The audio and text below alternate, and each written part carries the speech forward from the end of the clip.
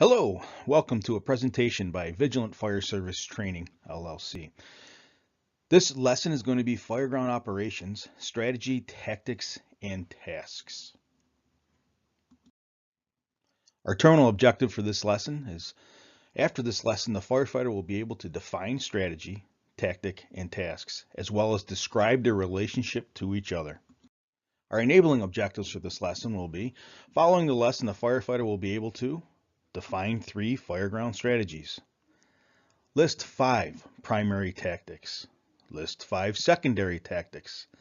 Identify 3 tasks associated with each tactic, and describe how the selection of the tasks is related to the strategy. So we're talking about the fireground here. When we're talking about the fireground, what is the goal on our fireground? So just think to yourself and answer the question in your own head. What is the goal of every fireground?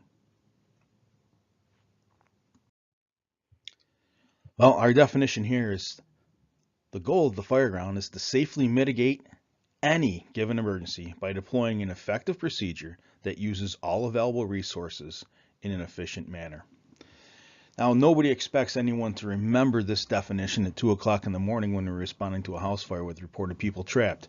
However, if we can take 3 things out of this definition and work on those 3 things, those 3 highlighted things, we would pull out safe, effective, and efficient. Okay, so the goal of our fireground is to remain safe while we mitigate the situation effectively and use our manpower efficiently. So we remain safe, effective, and efficient. This is what we call the fireground trinity: safe, effective, and efficient fireground operations. Now, these 3 work in conjunction with each other and all support each other in the same manner that each is supported. We can be safe on the fireground without being effective or efficient. That's real easy. We do nothing. We can also be effective without being safe. When we're effective without being safe, it's no longer efficient though. We totally lose our efficiency. Nobody's working with an abundance of manpower. Therefore, if we are working effectively without being safe, we lose our efficiency because we're going to lose somebody through injury. And when we lose one firefighter through injury, how many firefighters do we actually lose? Obviously, we've lost the one who's involved in the injury. But we've also lost the crew that's surrounding that firefighter's partners, because they have to aid the firefighter who is now injured. So now we've lost an entire company, not to mention that we have to put a company into service to replace the company that's lost, along with another company to aid in the rescue, such as a RIC or a FAST team. So how many people did we actually lose when we lose one firefighter from operating effectively without being safe? Operating safe, effective, and efficient is tough. If we were to take a gun and shoot at this as a target, we could take each one of these independent circles and say that's going to be our target. So how hard is it to shoot a rifle, say from 50 yards, and hit the target circle of the word safe? Relatively easy. We could probably hit that target. Now what I want us to think about is hitting that area that we see shaded between safe and effective. It gets a little bit harder. But the sweet spot of the fireground trinity is operating in a safe, effective, and efficient manner. And that sweet spot where those circles all come together is right in the middle, and it's the smallest, hardest spot to hit. How would we do that if we were trying to learn how to shoot a rifle to hit this target? Well, we would do it through training and repetitive motion, repetitive actions. So let's talk about common language, just so we can get everyone on the same wavelength, so that everyone understands exactly what language we're talking about. This lesson represents the basis for what the Vigilant Fire Service training methodology is built upon. So it's very critical at this point that we understand a common language between everyone. The strategy, tactics, and tasks, are those 3 separate entities in your mind? Or are they words that represent roughly the same thing in your mind? From a vigilant standpoint, when we talk about the words strategy, tactics, and tasks, they are three completely separate words. They are three individual entities of their own. And this is how we like to look at it. We can link up strategy with safe fireground operations. Tactics is what makes us effective on the fireground. And individually assigned tasks is how we become efficient on the fireground. If we look at this with a football analogy, we can think about strategy as being a high-level game plan. It is the overall game plan. Strategy being a game plan, much like here we can see in this slide where the Buffalo Bills are taking on the San Diego Chargers.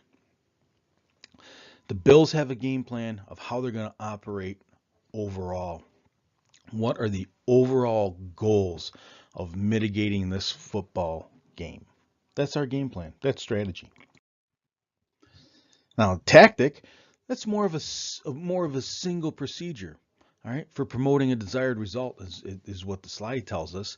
But think about it with the football analogy, is that's being an individual play. Okay, so our overall game plan is, hey, we want to score more than they do. How do we do that? Well, on defense, we stop them from scoring, and on offense, we do tactics such as individual plays in an attempt to move the football forward and score a touchdown. In this case, the tactic is a single play, and this play is called a bootleg, where the quarterback's going to kick out and run around the end. However, for that bootleg play to work, okay, we're going to need a couple of tasks, and tasks are identified by the most essential piece of the job, the smallest little piece of work that can happen. And in this case, when we're talking about the football analogy, it's real easy. Somebody's got to block and somebody's going to run. So here we see the guard kicking out. He's going to come around the end and make sure that the quarterback has an open path to the end zone. That's what strategy, tactics, and tasks looks like in a quick analogy. So strategy. Our strategy is our game plan. It's the overall plan for how the fireground is going to operate. Okay? It's based on a risk assessment that we perform. What is our risk assessment? Our risk assessment is we risk a lot to save a lot. We risk a little to save nothing. Okay? We risk nothing to save nothing. And based on that risk strategy, based on that risk assessment, we come up with a strategy that keeps us safe on the fireground. And we do that by choosing typically one of three modes of operation. Either we're going to be offensive, defensive, or transitional. When we are in the offensive strategy, it's an aggressive interior operation. We're going to meet the fire where the fire lives. This is selected when we have a potential of reward that equals the risk. We all know it's extremely risky to enter a burning building. Okay, so when we do that, when we enter the building, we need to have a reward that equals what we could potentially give up. And when we think about risk, that's how we should be thinking about it. We should be thinking about risk as something we're willing to give up in every single situation. And when we think about reward, the reward needs to be what we're willing to take on for giving up. Defensive, obviously, is way less aggressive than an interior attack. This is when we take operations on the outside to surround and drown. We create a perimeter, stay behind the perimeter, and just basically keep ourselves safe while we try to mitigate the situation to the best potential. Reality, as we know, is not always black and white. It's not very obvious to us on every single situation that we get into whether or not we should be in an offensive mode or a defensive mode. Sometimes we have a great potential for a reward, but the risk is too great to live up to the potential for the reward. In that case, we have to take an action to mitigate the risk that we face so we can equal the potential for the reward that we are going to be getting out of the situation. And that's what we call a transitional attack. Obviously, in this situation, our turnout gear is not made to walk through a wall of fire. However, we could have a tenable living situation inside of this bedroom on the A-B corner of this house. Entering it would be too much risk to us, but there is a potential for reward in this. What do? We have to take some of the risk away by knocking the fire down from the outside and then making entry through the same way that we've knocked the fire down. Now, tactics. Tactics, as we have said, is how we become effective on the fire ground. It's what makes us effective on the fire ground. It's what gets the work done. It's what makes the scene look better after we arrive than it did before we got on scene. Okay, so tactics, those are procedures for promoting that desired result. What is the desired result we're looking for? It's a skillful way of doing something or making something happen, and it's the means by which the strategy is carried out. And we have a bunch of them. We do search tactics. We have ventilation tactics, obviously rescue tactics, suppression, and if we're going to be suppressing the fire, we need to perform a water supply tactic. Tactics are broken up into two separate categories, primary and secondary, with each category containing 5 tactics each. Our primary tactics, as the title suggests, should be assigned before the secondary tactics. However, that's not an always. Our primary tactics that need to happen at every single fire ground are suppression, search, ventilation, water supply, and backup suppression. These 5 core tactics need to take place at every single structure fire that we respond to. Now, that's not always going to be in this order. That order will be prioritized due to the situation that you arrive on scene with. However, every fire that we respond to has to be put out through some form of suppression. Every fire that we go to, we have to perform a search for potential victims. And that's whether we have a report of victims or a report of everyone out of the building. Every single fire that we go to is going to be ventilated, whether we are controlling the ventilation or the ventilation is happening naturally. Ventilation is a tactic that needs to be addressed. If we're putting water on the fire by means of any form of suppression you can think of, we're going to have to get a water supply. When we're putting water on the fire via any means that you can think of, we have to back that suppression up. Those are our primary tactics. Secondary tactics, again, should typically be performed once all the primary tactics have been assigned. However, that's not always the case. There may be a time when we might have to control utilities before we can perform suppression.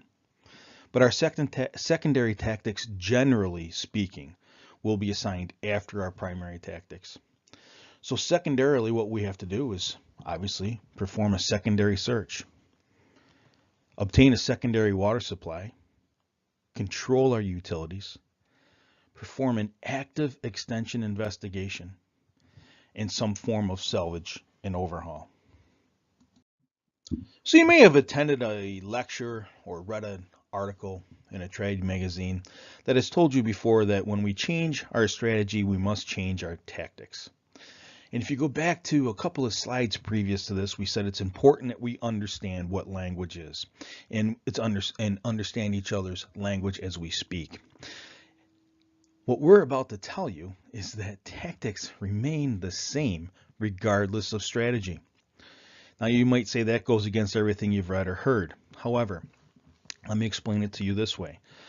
We are trying to get across a new language that we all understand, where strategy, tactics, and tasks are 3 completely different things. When we hear terms like when we change our strategy, we must change our tactics, people are referring to tactics in that manner as tasks. With our language, the way that we're putting across strategy, tactics, and tasks, you must understand that tactics will remain the same on every single fire ground you go to, because they are suppression, search, ventilation, water supply, and backup suppression. Those are our tactics. What will change when we change our strategy, however, is our tasks. Tactical assigned tasks will change as strategy selection changes. Tasks are our smallest piece of work on the fire ground, our smallest defined piece of work. Okay, it's typically assigned to a person, or in our case, a company. They're clearly defined small pieces of work that are often short or limited in duration. And that's what we assign or expect of a company or a pair of firefighters. You'll notice that here, our pictures are the same exact pictures from the tactics slide. However, in these pictures, instead of showing you search, we're showing you a search via a hose line. Instead of showing you suppression, we're showing you suppression through a master stream application. Tasks are the defined specific portion of a tactic. That's what tasks are. And when we look at a couple of these, you'll understand more. So suppression would be the tactic. And you can probably in your head name some suppression tasks. When we're talking about suppression, we might be sitting on a looped 2.5. An exterior defensive strategy. The tactic is suppression, and we're applying water from the outside with a play pipe. Or maybe we're operating a deck gun with a master stream. Or maybe it is that offensive strategy where we're stretching interior with a hand line 1 3/4 to the seat of the fire. How about search? Search is a tactic, but there are individual tasks of that search. Name some. Well, we could just have a simple traditional orientated search where we're searching off of a wall, or maybe searching off of a hose line that was stretched or that we had stretched. Or maybe we're in an auditorium or a school or a gymnasium and the area is large and we have to search via rope. A large area search via rope is a task of the tactic search. Or maybe we've pulled up and we have a screaming mother on the sidewalk saying, "My baby is in the bedroom." That's a vent enter search task of the tactic search. Ventilation. Again, ventilation being the tactic. What are some tasks of ventilation? We perform ventilation several different ways on the fire ground. Hydraulic, positive pressure, or breaking a window for horizontal.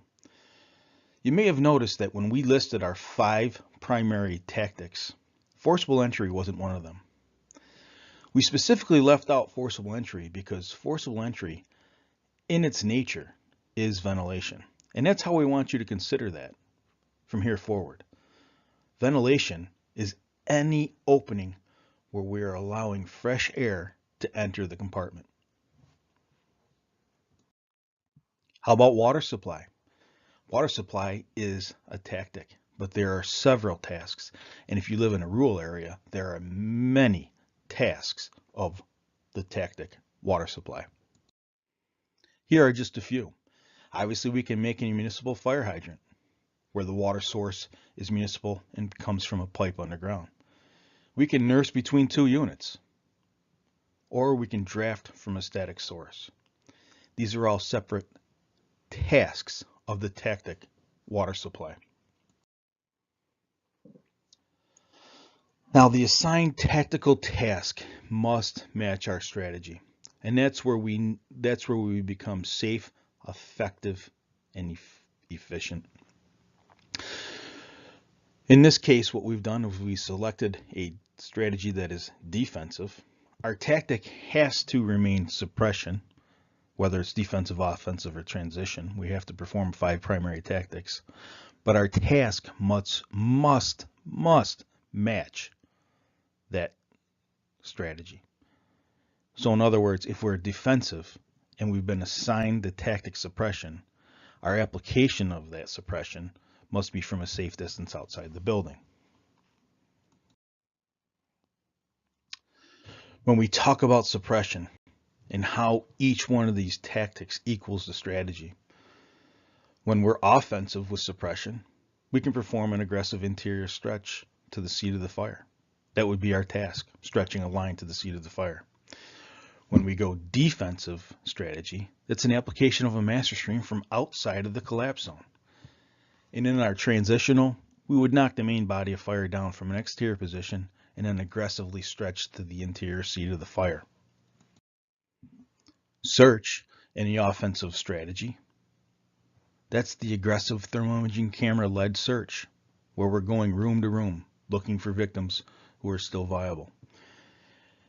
Defensive strategy, we still have to perform some form of search, but in this case it might be evacuation of the exposure occupancies, or it might be doing a 360 of the exterior of the building. In a transitional selected strategy, this is where our vent enter search comes in, the most risky of all search tasks is vent enter search. We use that sparingly, typically in a transitional form.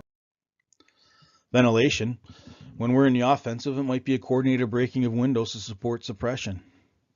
Defensively, we might have to create exterior openings for suppression access. And in transitional,